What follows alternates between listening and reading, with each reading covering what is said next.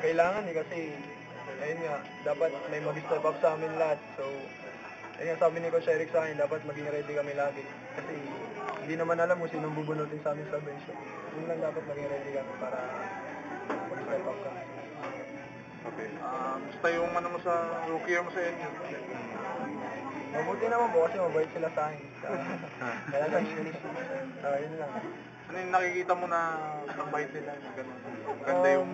Kasi nung pagdating ko, ano sila eh, parang welcome na welcome ako sa akin na parang, kasi mga matatanda na rin yun. So, mga kuya ko sila, dating nila sa akin, parang kapatid na rin. So, kaya maging mabait sila. Nahirapan ka ba mag-adjust sa college game? Oo. Kasi nung first game namin against sa Damson, yun, nahirapan ako mag-adjust na kasi, ayun nga, rookie pa lang ako, parang hindi ko makapa yung bola kung saan ko ilalagay. Yun lang. So, big adjustment naman sa akin. So, may natutunan naman ako. So what have you changed since your days in the Trans? Marami. Dribbling skill ko, tapos kasi galing ako injury nung finals namin. So, tumaba ako nun, tapos pinapayat nila.